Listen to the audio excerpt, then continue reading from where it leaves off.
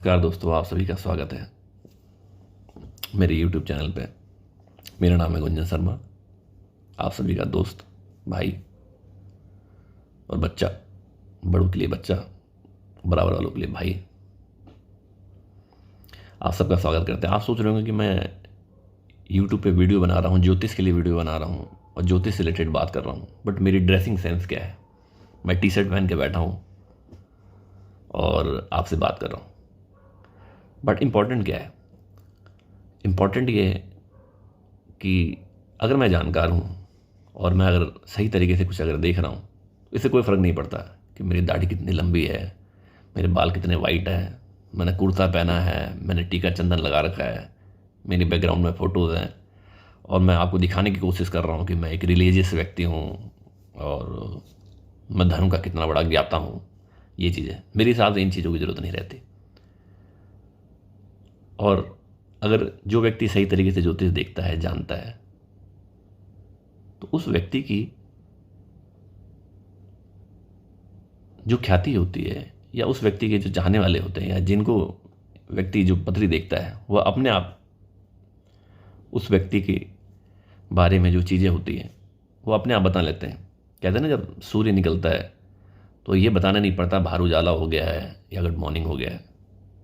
कई बंदे 12 बजे उठने के बाद गुड मॉर्निंग बोलते हैं और आजकल की जनरेशन हो गई है ऐसी। 9 बजे उठती है, 8 बजे उठती है, 10 बजे उठती है, सैटरडे संडे 12 बजे उठती है और उठने के बाद बोलेंगे गुड मॉर्निंग, जबकि गुड आफ्टरनून का टाइम होता है, फिर भी वो गुड मॉर्निंग बोलते हैं। तो क्या इसका मतलब ये तो नहीं है कि उनके बोलने से सूर्योदय हुआ है? सूर्योदय तो अपने टाइम पे ही हुआ है। तो वैसे ही जब सूर्योदय होता है तो किसी को बताया नहीं जाता कि सूर्योदय हो गया है। तो उसी तरीके से आपको बताने के लिए मुझे ये ज़रूरत नहीं है कि मैं आपके सामने त्रिपुंड लगाऊं या टीका चंदन लगाऊं या फिर बैकग्राउंड के अंदर मैं उस तरीके से थीम लगाऊं, क्रोम काटूं, उस तरीके से करूं। भाई मैं सीधा साधा आदमी हूं, मुझे इसी की ज़रूरत नहीं है। मैं 7 साल 8 साल से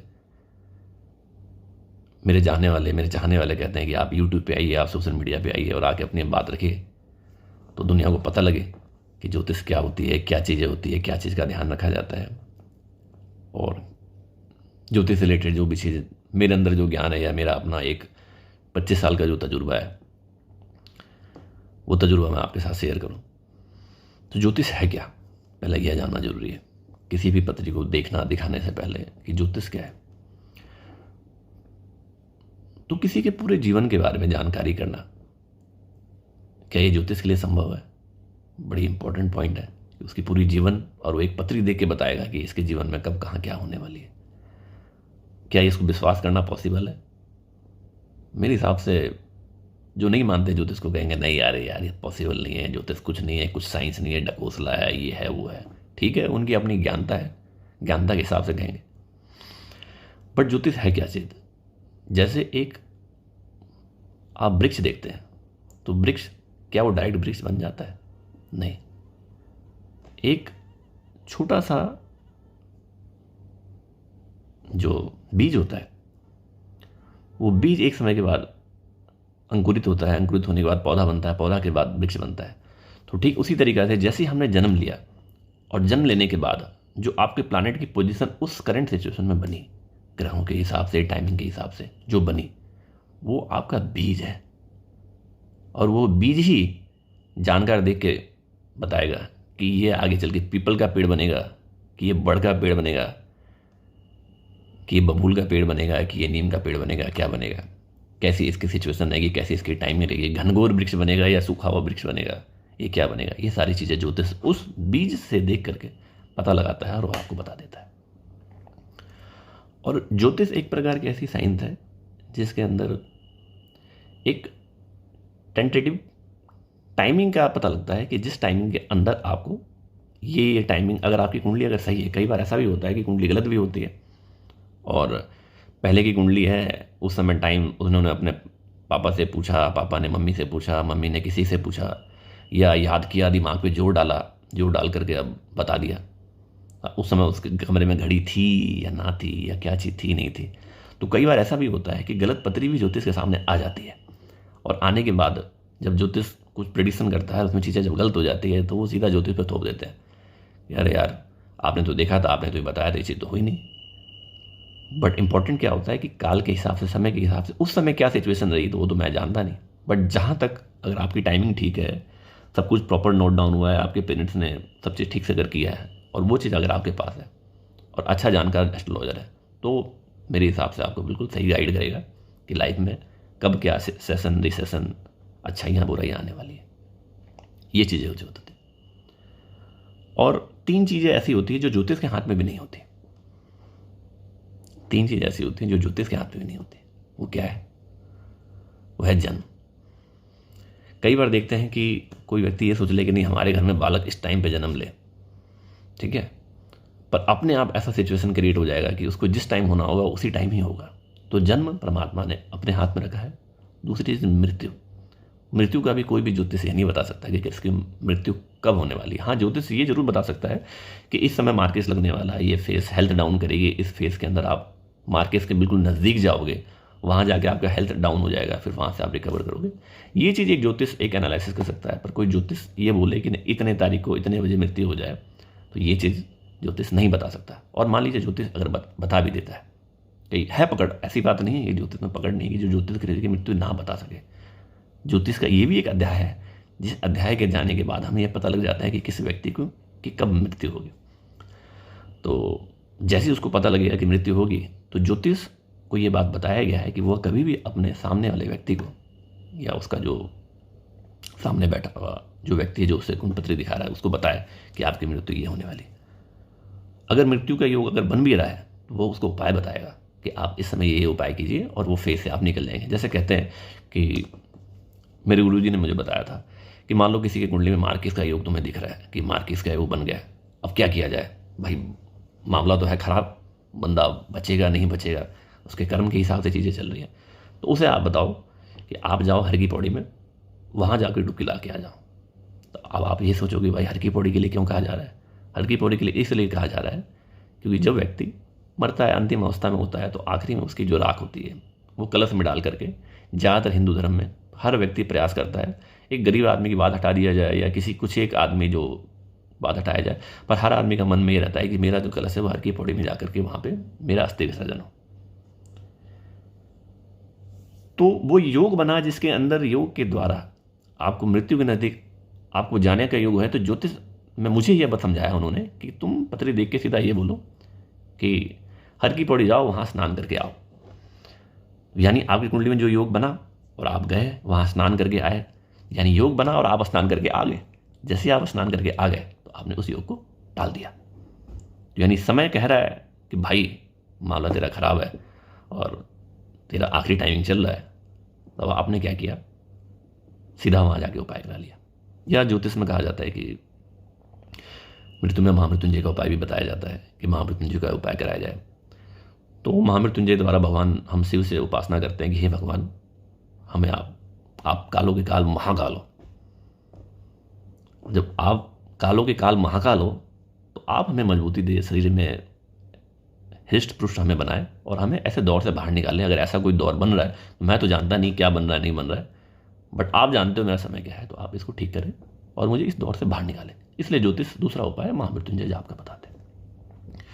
तो पहली जन्म, दूसरी मृत्यु, तीसरा यश और अपयश। कब उस व्यक्ति का फेम पूरा चला जाएगा और कब वो व्यक्ति रातों रात एक फेम में बन जाएगा, यह भी उससे को नहीं पता होता।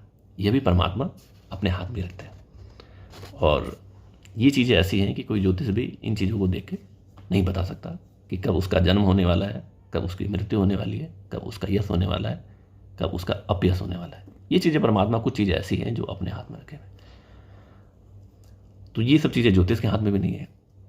अब ज्योतिष के हाथ में क्या है, तो ज्योतिष के हाथ में ये और इनके अलावा जितनी भी चीज़ें आती हैं लगभग वो सारी चीज़ ज्योतिष के हाथ में। तो कुंडली देखते समय, और एक चीज़ और बड़ी इंपॉर्टेंट चीज़ आपको बताता हूँ, मैं इन ज्योतिषों के लिए भी मैसेज दे रहा हूँ कि कई ज्योतिष ऐसे हैं थोड़ी बहुत चीज़ें जान लेते हैं, जानने के बाद वो सामने वाले को कहते हैं कि आप ऐसे ऐसे ये उपाय कराओ, ये चीज़ कराओ, नहीं तो आपके साथ गलत होने वाला है। मुझे याद है जब मैं छोटा था तो एक ज्योतिष हमारे घर में आते थे, जानकार थे। उन्होंने, कोई एक बहुत धनवान व्यक्ति थे, उनके घर में जाके बोला कि भाई आपके पिताजी की तो आयु बहुत कम है और उनकी मृत्यु होने वाली है, तो आप उनका उपाय कराओ। उपाय में आपका लगभग 51,000 का खर्चा आएगा। तो अब वो थे भाई पैसे वाले, बनिए थे। तो जैसे ही पता लगा भाई घर के फादर की स्थिति खराब होने वाली है, या मान के चलिए किसी को भी पता लग जाए, हर एक धनवान व्यक्ति को पता लग जाए भाई मेरे घर के फादर है और उनकी एकदम से हेल्थ इशू होने वाली है, या वो मृत्यु के नज़दीक जाने वाले हैं, या ज्योतिष अगर उसको डरा दे कि वो मरने वाले हैं, तो बंदा डर के वो सारे उपाय कराता है, कहता है भाई इसने देखा है तो यानी इसने सही देखा होगा, सही बताया होगा। तो अब उसने क्या किया, उपाय करवाया, और उपाय कराने के बाद ज्योतिष को उन्होंने 51,000 दिया। 51,000 मान के चलिए कि उन्होंने उपाय भी किया, हवन भी कराया, पूजा भी कराया, खर्च भी लगा होगा, मान लीजिए होता है, खर्च भी लगता है। पर जब मैंने उनसे मिला या उनसे मेरी बात हुई तो पता लगा कि 11,000 खर्चा आया और 40,000 उन्होंने अपने जेब में डाल लिए। तब मुझे समझ में आया कि उसके पिता का क्या होना था, नहीं होना था, वो तो बात की बात है, बट पहले इसको अपना भला करना था। इसने दूसरे व्यक्ति के अंदर एक डर डाला, डर डाल के उस व्यक्ति को बताया ये उपाय आप कराओ, अगर आप नहीं कराते हो तो आपके साथ गलत होने वाला है या आपके जीवन जाने वाली है। परमात्मा क्या करता है आपको मैं बताता हूँ। परमात्मा कहता है, और मेरे गुरु भी कहते हैं जिनसे मैं ज्योतिष सीखा, उन्होंने कहा कि अगर आप कुंडली देखते हुए किसी को डरा रहे हो या किसी को गलत बात बता रहे हो और अपने फायदे के लिए नुकसान अगर आप करवा रहे हो, तो इस बात के लिए तैयार है ना कि अगला समय आपका है, क्योंकि ये प्रकृति चलती रहती है और घूमती रहती है, धरती गोल है। और अगर आपने किसी के साथ जानबूझ करके कुछ गलत किया है और आप गलत प्रिडिक्शन किया है अपने फायदे के लिए, तो अगला नंबर आपका ही है। तो इसलिए कभी भी किसी को भी गलत गाइड करना, अपने फायदे के लिए करना, आप इंडिपेंडेंट बताइए। अगर मान लीजिए अगर आपका पेशा है ज्योतिष का, आप ज्योतिष से ही कमाना चाहते हैं, करना चाहते हैं, तो आप उनको इंडिपेंडेंट बताइए। अगर उसका मन करेगा आपसे उपाय कराने करा लेगा, पर आप अपने फायदे के लिए किसी को मिसगाइड करेंगे ना, तो आपकी जीवन वैसे ही रहने वाली है। और शायद मैं आपको बताऊँ, अभी काफ़ी टाइम पहले मैं उस ज्योतिष से मिला भी था, तो मुझे नहीं लगा कि अपने जीवन में उसने कभी कोई बहुत बड़ा ज्योतिष बन गया होगा या बहुत विद्वान बन गया हो।